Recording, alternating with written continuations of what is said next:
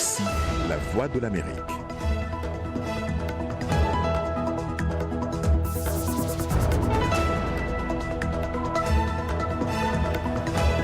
Madame, Monsieur, bonsoir. Bienvenue dans cette nouvelle édition du Monde aujourd'hui. Tout de suite, les titres.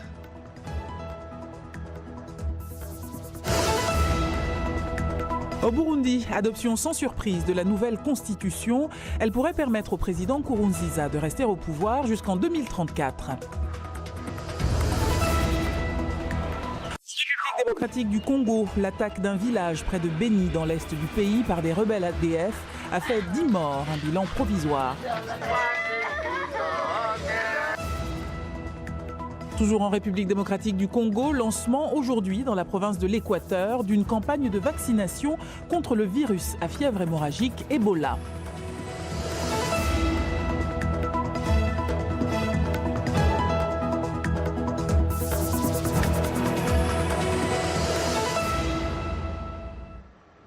Bienvenue à toutes et à tous. Commençons au Burundi. Dénonciation de l'opposition, appel à voter non, rien n'y aura fait. Le référendum du 17 mai voulu par le président Pierre Nkurunziza a bel et bien eu lieu et l'annonce officielle des résultats provisoires aussi ce matin. Des résultats qui doivent encore être validés par la Cour constitutionnelle. Emeline Mouroura-Keye a recueilli les réactions des Burundais. Indépendant du Burundi, les Burundais ont voté à plus de 110% en faveur du projet de révision de la Constitution lors du référendum tenu le 17 mai dernier. Avec un taux de participation de 96,24%, le président de la CENI estime que les Burundais ont répondu massivement à ce scrutin. Le non représente 19,34%. Les nuls représentent 4,11%. Et les abstentions représentent 3,28%. Pour le président de la CENI, le déroulement du référendum ne peut en aucun cas être critiqué car il s'est déroulé sans faille. Si aujourd'hui ou demain, quelques leaders politiques nationaux ou partenaires étrangers critiquent le référendum de mai, il faudra plutôt comprendre que ce processus est critiqué parce qu'il a été un véritable succès. Mais pour la coalition de l'opposition Amizero ya Barundi, le scrutin a été caractérisé par beaucoup d'irrégularités, notamment des menaces envers les membres de l'opposition. Elle ne reconnaît pas les résultats publiés et compte porter plainte. La nouvelle constitution permet au président Pierre Nkurunziza de briguer 2 nouveaux mandats de 7 ans à partir de 2020. Il pourrait donc rester au pouvoir jusqu'en 2034. Emeline Mouroura-Keye pour VOA Afrique, Bujumbura. Et pour un éclairage, nous avons avec nous René Lake, journaliste et analyste politique. Bonsoir René. Bonsoir. Vous êtes également le directeur de publication de Sénéweb Plus et d'Abidjan Web Plus. De Sénéplus. De Sénéplus.com et d'Abidjan Plus.com, pardonnez-moi. Voilà, tout à fait, je vous en prie. Retour au Burundi. Les Burundais avaient-ils un autre choix que le oui? C'est une question piège, j'ai presque envie de dire, parce qu'au fond, la campagne pour le non n'a quasiment pas été possible, comme vous savez. Hein. Ou elle a été empêchée. Elle a été empêchée, et même la campagne pour simplement l'abstention, hein, où il était quasiment interdit de s'abstenir. Donc les résultats, on parle de 20% de non, quasiment 19 et quelques. 20% de non, c'est un chiffre assez... Je m'attendais à un chiffre même plus bas que ça, vu les conditions dans lesquelles le référendum s'est passé. Comment vous l'interprétez alors? C'est qu'il y a une bonne poche de résistance? J'imagine que oui. Hein. Si sans campagne pour le non, il y a quand même 20% qui ont dit non, ça veut dire qu'il y a certainement une résistance relativement importante. Alors la séquence est quand même étrange. René, oui arraché avec un but à peine voilé de tripatouillage de constitution. Alors le mot n'est pas très joli, mais la réalité qu'il recouvre non plus? Oui, c'est une réalité. Vous savez, il y a quelques semaines, j'étais sur votre plateau, on a parlé longuement des tripatouillages des constitutions en Afrique. Ce n'est pas une exception burundaise. Non, ce n'est pas une exception burundaise malheureusement, mais c'en est une de plus. Mais dans un compte, la différence quand même par rapport du Burundi par rapport aux autres pays africains, c'est quand même fait avec beaucoup de, j'ai presque envie de dire, d'une certaine violence d'État qui est relativement inédite. Hein. Regardez par exemple, il y a d'autres pays, le Sénégal récemment, il y a eu des tripatouillages de constitution, bien que ce n'était pas sur une question du mandat présidentiel. Le maintien au pouvoir du président. Voilà, mais ce n'est pas, ça ne fait pas fait avec un niveau de violence étatique, violence au sens physique. Vous savez que de nombreux représentants locaux de l'opposition ont été maltraités, arrêtés, etc. La plupart des grands membres de l'opposition sont à l'extérieur du pays, bien entendu. Donc il y a une certaine violence d'État qui s'exerce au Burundi qui est assez inquiétante. Avec un but que vous pouvez nous décrire? Qui est de maintenir jusqu'en quoi? On parle de 2034 le président de la République actuel. Il y a quelque chose d'effrayant parce qu'on sait très bien que déjà à l'intérieur du pays, les tensions, la violence est quasi quotidienne. Et une situation comme ça, je ne sais pas sur quoi ça peut déboucher.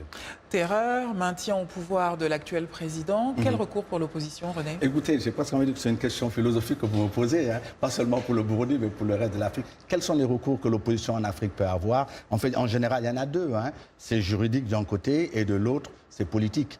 Donc juridique, il faudrait que l'exécutif n'instrumentalise pas le système de la justice dans le pays. Il y a peu de chances que ce ne soit pas le cas au Burundi. Et ensuite, maintenant, politique, ça va dépendre du rapport de force politique. Qu'est-ce que l'opposition est capable de faire ou ne pas faire? Et ça, il est vraiment trop tôt pour le dire. Il est trop tôt pour en juger. Et espérons simplement qu'on ne rentre pas dans un cycle de violence extrême comme ça a été le cas les années passées. René Lake, merci infiniment. Je rappelle que vous êtes le directeur de publication des sites ceneplus.com et abidjanplus.com. Allons en République démocratique du Congo voisine, où 10 personnes tuées, dont des femmes, une dizaine de personnes portées disparues, plusieurs boutiques et pharmacies pillées. C'est le bilan encore provisoire de l'attaque des rebelles ADF, survenue hier nuit dans le village de Mbao, près de Beni. Reportage à Goma de Charlie Kasereka, dit par Gabi Dorsil. L'attaque a commencé peu avant 19h, heure locale, dimanche, à un moment où les rues de cette agglomération, située à environ 20 km du centre-ville de Beni, étaient remplies. La rébellion islamiste des ADF est encore pointée du doigt par la société civile. Au moins 10 civils, dont 2 femmes, ont été tuées. 2 autres personnes ont été blessées et plus d'une dizaine d'autres portées disparues. 8 kiosques et boutiques ainsi que 2 pharmacies et plusieurs habitations ont été pillées par les rebelles, rapporte la société civile locale, signalant aussi l'incendie d'une voiture taxi-brousse de passage près de ce village. Craignant pour leur vie, plusieurs dizaines d'habitants ont fui Mbo, certains se dirigeant vers Oicha et d'autres vers Mavivi, près de la base de la mission onusienne en RDC, la MONUSCO. Suite à une intervention de l'armée congolaise, il s'en est suivi un échange de tirs avec ces assaillants qui se sont volatilisés dans la forêt entourant la région de Beni. Les associations de la société civile dans la région ont décrété 2 jours de deuil. Toujours en République démocratique du Congo, le gouvernement a annoncé le démarrage ce lundi d'une campagne de vaccination contre le virus Ebola dans la province de l'Équateur, au nord-ouest du pays. La campagne cible près de 600 personnes ayant eu des contacts directs ou indirects avec la maladie. Dili Diko. Jour 49 cas de contamination confirmés ou suspects ont été enregistrés. Le directeur du programme élargi de vaccination, Guillaume Goyi Mwamba, a été la première personne à recevoir le vaccin. L'objectif étant de bloquer l'évolution de la maladie, les vaccins seront d'abord administrés au personnel de santé. On se sécurise et on fait en sorte que notre personnel ne soit pas exposé. Et donc on travaille aussi dans la périphérie avec le ministère de la Santé pour essayer de limiter la propagation de l'épidémie. Le ministre congolais de la Santé, Dr Oli Ilunga, a fait savoir que la campagne de vaccination sera ensuite élargie au contact des malades, puis au contact des contacts. Le nombre de personnes ciblées par cette première phase de vaccination est estimé à plus de 600. La coopération de la population est primordiale, car les croyances populaires sont fortement ancrées. Nous avons des coutumes différentes.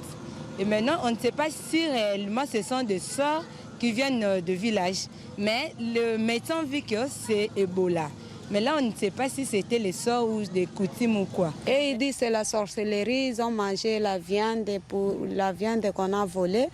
Et c'est pour cela qu'ils sont tombés malades. 8500 doses de vaccins ont été réceptionnées par la RDC. Le directeur du programme de vaccination, M. Ngoyi, a annoncé que plus de 300 000 autres doses sont disponibles au cas où le besoin se manifesterait. Après Mbandaka, l'opération de vaccination ciblée se poursuivra à Bikoro, épicentre de l'épidémie actuelle. Intéressons-nous maintenant aux enjeux sanitaires de cette campagne avec le docteur Malonga Miatoudila. Bonsoir monsieur. Bonsoir, bonsoir madame. Merci d'être avec nous. Vous avez fait, docteur, partie de l'équipe internationale qui, la première, a décrit le virus à Yambuku en République démocratique du Congo en 1976, au bord de la rivière Ebola, qui a donné son nom à la maladie. Et vous êtes spécialiste vous êtes spécialiste de santé publique. Voilà. Tout à fait, madame. Alors, commençons avec le taux de mortalité chez les personnes touchées. Vous avez une idée? Bien, en 1976, le taux était estimé à 75. Ben, les 75%. 75%. Maintenant, les épidémies suivantes ont rabaissé ce taux à autour de 65%. Comment se propage le virus? Eh bien, le virus se propage par le contact avec les sécrétions provenant des malades. Dieu merci, ce virus n'est pas aussi contagieux que le virus de la grippe, par exemple. Donc, il faut une certaine intimité, il faut beaucoup de contacts intimes entre le malade et la personne. C'est comme ça que ce virus attaque avec prédilection le personnel soignant, que ce soit le personnel infirmier médical ou le parent qui soigne le malade ou qui s'occupe de la toilette mortuaire du malade. Docteur Miatoudila, quel est le but concrètement d'une campagne de vaccination quand des cas ont été déclarés? Qu'est-ce qu'on cherche à faire? On cherche à contenir, à guérir, à prévenir, les trois? Eh bien, je crois que la campagne de vaccination a pour but de protéger les personnes qui sont en contact avec le malade. Mais en même temps, on essaie, grâce à cette stratégie, de briser la chaîne de transmission. Les échanges entre la province de l'Équateur et Kinshasa sont fréquents. Est-ce que les habitants de Kinshasa devraient eux aussi bénéficier d'une campagne de vaccination, selon vous?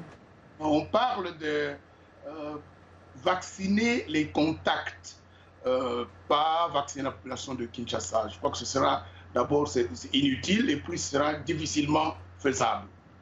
Et puis, comme j'ai dit, la maladie, le virus n'est pas très contagieux.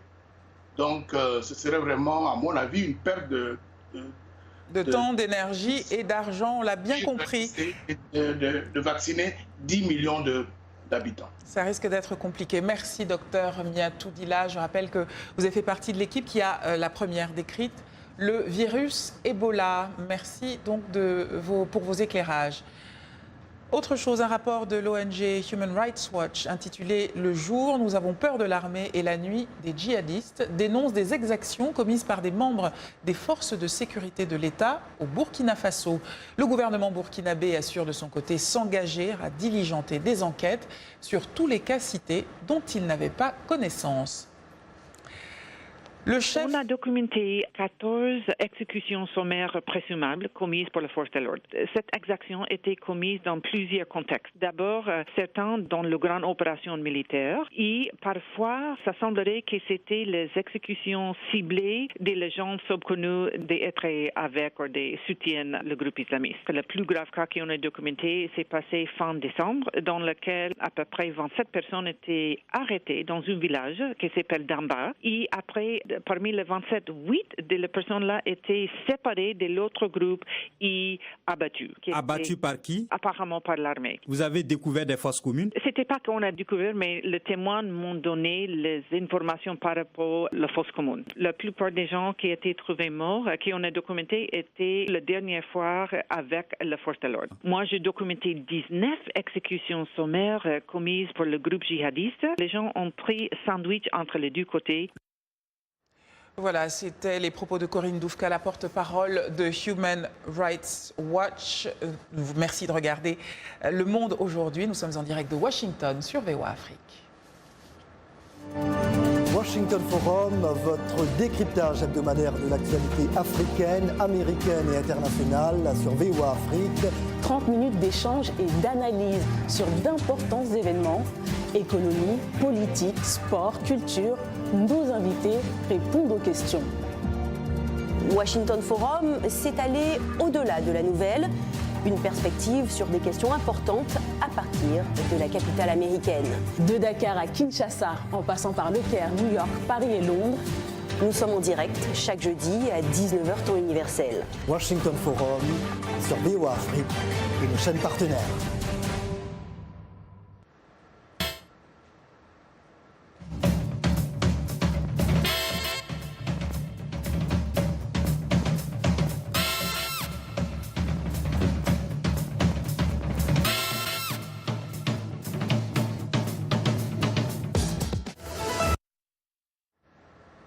Vous regardez Le Monde aujourd'hui en direct de Washington sur VOA Afrique. Voici les titres de la seconde partie de votre journal. Ici aux États-Unis, à la découverte de Little Malaika, un concours de connaissance de l'Afrique destiné aux 7-12 ans. Toujours ici, l'âge requis pour voter est 18 ans, mais de jeunes Washingtoniens tentent de faire pression sur les autorités locales pour le réduire à 16 ans. Et puis, à un mois de la Coupe du Monde de football, une entreprise polonaise ne connaît pas la crise. Elle fabrique des poteaux de Gaulle qu'elle qualifie de chef-d'œuvre.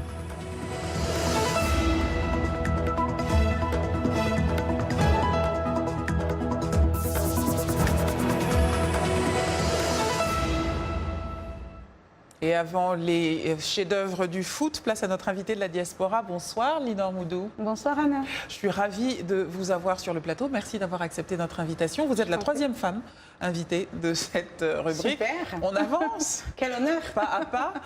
Les téléspectateurs de VOA Afrique anglophones vous connaissent très bien, car ils connaissent très bien votre visage et votre travail, puisque depuis 2006, vous êtes reporter, productrice et présentatrice sur à la Voix de l'Amérique.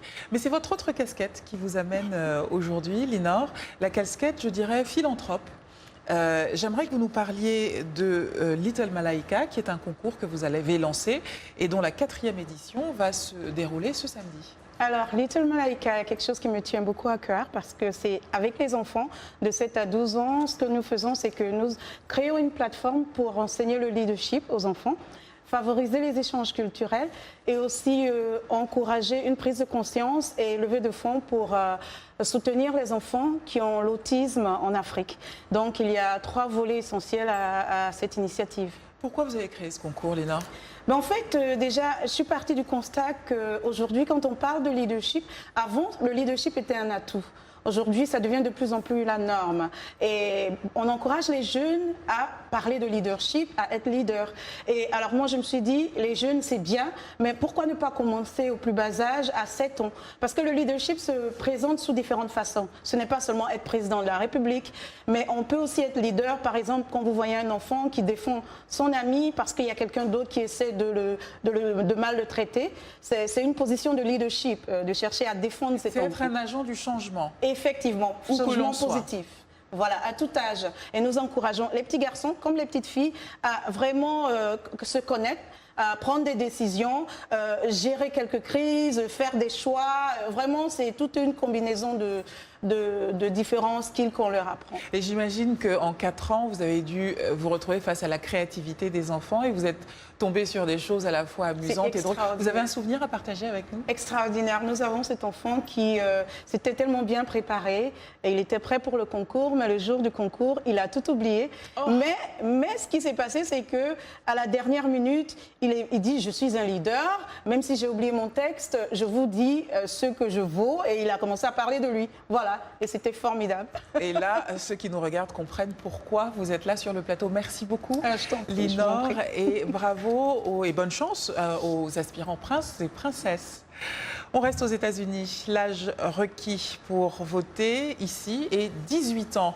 Mais certains jeunes de Washington font du lobbying pour que les autorités locales réduisent cet âge d'accession au vote à 16 ans.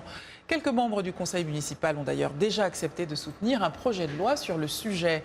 Ce serait une première aux États-Unis si la loi était approuvée. Ce reportage de Lessia Bacalette est dit par Blanche Sanou. Ils se mobilisent de plus en plus, ils se rassemblent dans les rues, ils ne vont pas à l'école. D'une voix unanime, ils expriment leur opinion politique. Les adolescents à Washington DC veulent être entendus et veulent avoir le droit de voter à 16 ans au lieu de 18. Certains voient déjà venir ce jour-là. L'année prochaine, j'aurai le droit de voter. Je compte donner ma voix à ceux qui réaliseront ma vision pour notre façon idéale de vivre. Ils ont le soutien de 7 des 13 membres du conseil municipal de DC. En 2013, Tacoma Park, dans le Maryland, est devenue la première juridiction des États-Unis à permettre aux jeunes de 16 ans de voter aux élections locales. Tout cela donne de l'espoir aux 12 000 jeunes de 16 et 17 ans de DC. Les adolescents se sont inscrits pour voter et environ 40% d'entre eux se sont présentés et ont voté. Le chiffre paraît faible, mais ici, les élections municipales attirent normalement 20% des électeurs. Grâce à la réforme, Zoé, la fille de Mal, âgée de 16 ans, a voté pour la première fois il y a quelques mois. C'était vraiment génial, formidable. Mon candidat n'a pas gagné, mais malgré tout, c'était vraiment génial de savoir que ma communauté apprécie mon opinion. Les adolescents de la capitale fédérale espèrent que le projet de loi sera adopté en juin. Après tout, disent-ils, il n'est jamais trop tôt pour choisir son propre avenir. Quittons Washington pour Kinshasa, en République démocratique du Congo. La capitale a été paralysée toute la journée par la grève des taxis et des minibus. C'est une réaction à la hausse du prix du transport en commun, jugée insuffisante par les chauffeurs. Patrick Abega a recueilli des réactions. Je constate seulement que le transport est très difficile. Moi, depuis que je suis ici, ça fait plus ou moins 30 minutes. Heureusement qu'il y a transport, parce que si on doit chercher les autres bus là, il n'y en a presque pas. Je viens de Matadi-Kibala. J'étais obligé de payer 300 francs pour arriver jusqu'à Libolo. Encore 300 francs, heureusement nous avons compris, 200 francs pour arriver jusqu'à Lupen. Or, généralement, c'est 300 francs. Mes impressions, c'est que depuis ce matin, nous nous sommes réveillés, on ne savait pas qu'il y aurait carence de bus dans les arrêts. Moi, je viens de Mongafula, j'ai mis 1 heure du temps à l'arrêt de bus. Je devais me rendre au centre-ville en passant par Limete, mais il n'y avait pas de bus. Je me suis rabattu sur le tronçon Upen, arrivé à Lupen. Au niveau de la station, j'attendais un minibus pour descendre à la gare centrale. J'ai mis encore 1 heure du temps et Dieu merci, j'ai vu les bus transport venir de ce côté. C'est ainsi que je suis là. Ça fait maintenant 45 minutes que je suis là. Parce qu'il y a eu majoration du prix de carburant et aussi en ont profité pour majorer les tarifs de transport. C'est un peu compliqué. Les autorités prennent des décisions, ils prennent des décisions comme ça à la hâte, sans pour autant informer, parler avec les chauffeurs, tu vois, c'est compliqué. Là, les peuples souffrent. Je suis là sous le soleil. Place au sport à présent, donc à Yacouba Ouedraogo. Bonsoir Yakou. Bonsoir Anna, amis sportifs. C'est un ouf de soulagement pour le WAC Casablanca qui est en Ligue africaine des champions mais in extremis. Champion du Maroc sortant, le Wydad a eu chaud à la lutte jusqu'au bout. Le champion d'Afrique 2017 a finalement validé son billet pour la prochaine édition en dominant le Shabab Atlas Kenifra 3-1, relégué donc en 2e division lors de la dernière journée du championnat national. 3e malgré sa victoire contre le MAT 1-0. Le Hassania Union Sport d'Agadir devra se contenter, lui, de la Coupe CAF.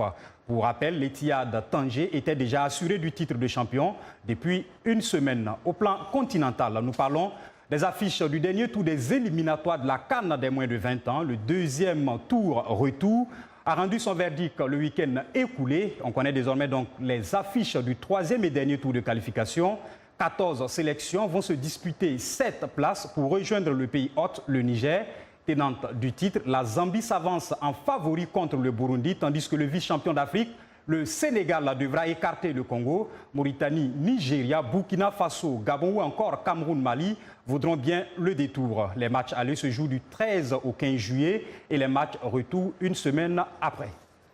À un niveau un peu plus élevé chez les seniors, le Ghana fera sans les frères Ayou contre l'Islande et le Japon. Absent de la scène en mars dernier, le Ghana va se rattraper avec 2 matchs amicaux en cette fin de saison. Les Black Stars vont servir de test au Japon et à l'Islande, qualifiés pour le Mondial 2018. Pour l'occasion, le sélectionneur Kwesi Appiah a dévoilé une liste de 23 noms avec quelques surprises, notamment les absences des frères André et Jordan Ayou, relégués donc avec Swansea, et aussi celle du capitaine Asamoah Gyan. Eux sont qualifiés pour le Mondial 2018 et comptent sur les stars Sadio Mané pour les tirer vers le haut. Pour cela, il faudra travailler sur une attaque peaufinée autour du lion Mané. Et le sélectionneur du Sénégal, Aliou Cissé, dit avoir plusieurs choix. Notre stratégie, est-ce qu'on veut jouer avec 2 attaquants? Est-ce qu'on veut jouer avec 3 attaquants? Est-ce qu'on veut jouer avec un attaquant? Aujourd'hui, je crois qu'on a ce qu'il faut pour pouvoir jouer dans n'importe quel système. Et ça, c'est intéressant. Aliou Cissé, donc, que vous avez reconnu. Et puisqu'on parle de préparation du Mondial 2018, voici une nouvelle qui intéresse le Maroc. Au premier plan, les 23 de la Roja sacrés en 2010. L'Espagne affrontera le Maroc, le Portugal et l'Iran dans le groupe B. Le sélectionneur de la Roja, Roulen Lopetegui, a dévoilé sa liste de 23 joueurs retenus. Les cadres comme Ramos, Busquets, Iniesta, David Silva, Isco et Diego Costa sont bien là. On note aussi, en revanche, plusieurs absents de taille, comme Alvaro Morata et Marcos Alonso du Chelsea FC, Sergio Roberto du Barça ou encore Marc Bartra du FC Séville. Un effectif que va sans doute étudier avec attention Hervé Renard, sélectionneur du Maroc. On le rappelle, les Lions, dont le premier buteur en Coupe du Monde ne verra pas les prestations. C'est une nouvelle triste. Samedi, en effet, Mohamed Jarir, surnommé Ouman, s'est éteint à l'âge de 73 ans à Boston, ici donc aux États-Unis. L'ancien attaquant du Raja Casablanca restera dans l'histoire comme le tout premier joueur à avoir marqué pour le Maroc en phase finale de Coupe du Monde en 1970 face à l'Allemagne. Un match perdu 1-2. Il faudra donc faire trembler les filets du mondial en son honneur, on va dire comme ça. Et découverte avec Irénée Herman Ungo qui nous amène justement en Pologne dans une entreprise de fabrication de poteaux de but en plein travail. Reportage. Comme celui-ci, les buts du Mondial 2018 sont en fabrication ici dans cette entreprise polonaise Interplastic. Leader mondial des équipements de sport spécialisés, Interplastic a produit des poteaux d'une qualité dont elle détient le secret. Une technologie de pointe soutenue par une créativité purement artistique. Nous essayons d'apporter un sens au profilé en aluminium, aux tuyaux, aux vis et aux crochets en plastique, afin qu'ils ne forment pas seulement de simples poteaux, mais de vrais chefs-d'œuvre. Les poteaux de but sont faits ici à la mer. Ils sont soumis à un processus de fabrication minutieux conçu par les ingénieurs de l'entreprise et à une série de tests. Il y a plus de 190 éléments qui doivent être assemblés, l'acier, l'aluminium, l'eau plastique et l'eau filet. L'assemblage de tous ces éléments et leur mise en forme donne le résultat final que nous pouvons voir dans les stades. Interplastic est une entreprise familiale qui fournit également des équipements pour le volleyball, le basketball et le water polo. Elle distribue ses produits dans 50 pays à travers le monde et a participé à plusieurs grands événements sportifs, y compris les Jeux olympiques de 2016 à Rio. Voilà donc ce qui est l'actualité sportive de ce jour. Merci Yakou, à demain. C'est la fin de cette édition, merci de l'avoir suivi. Retrouvons-nous demain, même heure, même lieu. Très belle soirée avec VOA Afrique.